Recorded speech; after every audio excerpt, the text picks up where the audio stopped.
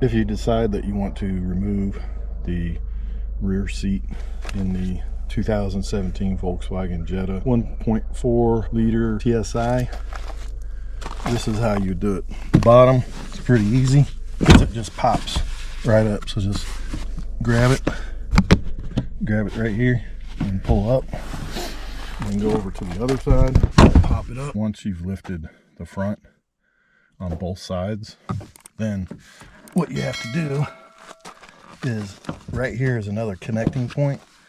You actually have to push it in or to the back and then lift up and it'll pop out.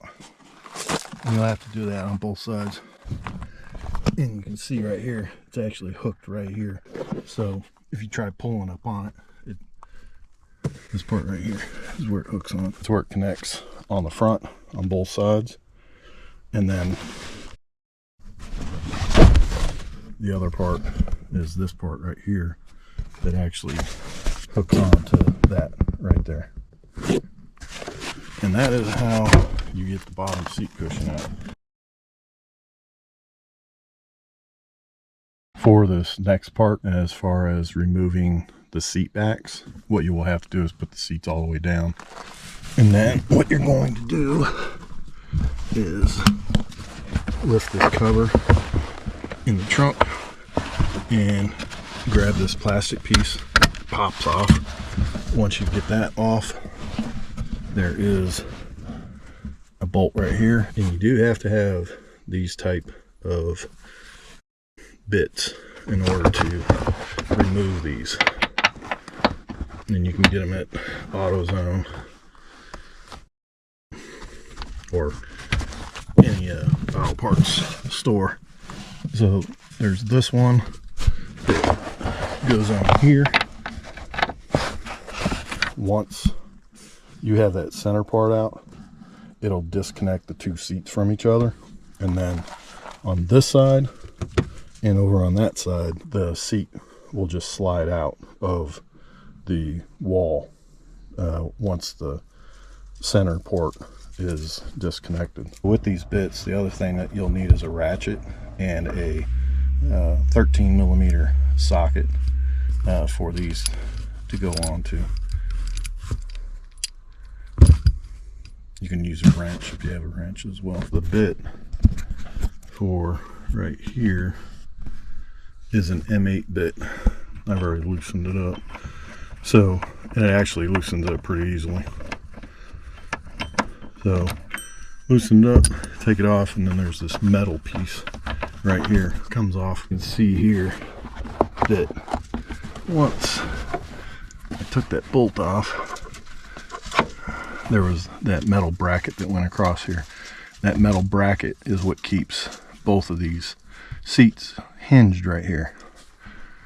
The metal piece fell down in there somewhere. So without that metal piece going across right there, you can see that those little hinges are exposed so that you can lift them out. Now that you got the center piece off that holds the seat in the center, what you have to do is you have to come over here, and in order to get the seat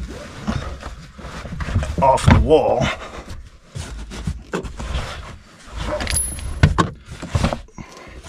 you just have to grab it between the wall and the seat and push it out, and it will come off. That's how you remove that portion of the seat. And the other side is very similar. Same thing in reverse. Line it up on a pin.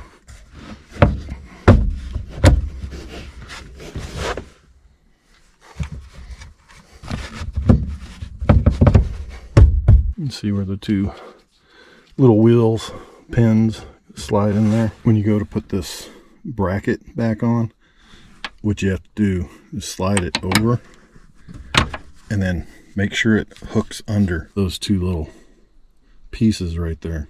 The tab has to go over, and then you'll feel it kind of grab on, and then what you have to do is pull it all the way over and then put your bolt back in.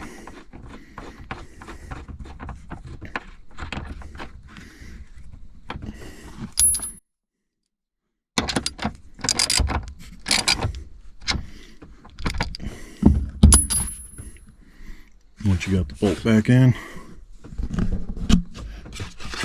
lift the cover.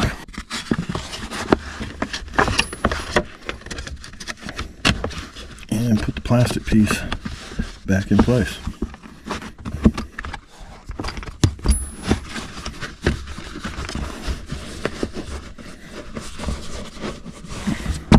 This piece right here is an aftermarket cover.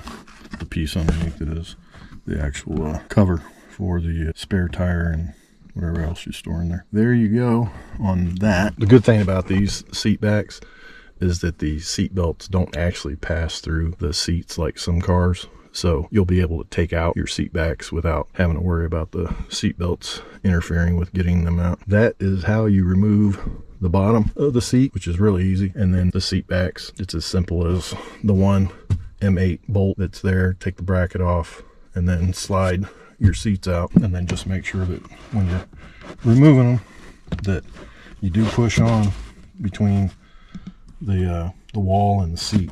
There's that little ring on there. You gotta push on it to get the seat to actually release, or the pin to release from the wall. Hopefully this video has helped you. If you like the video, please subscribe, like, and or comment. Thanks again.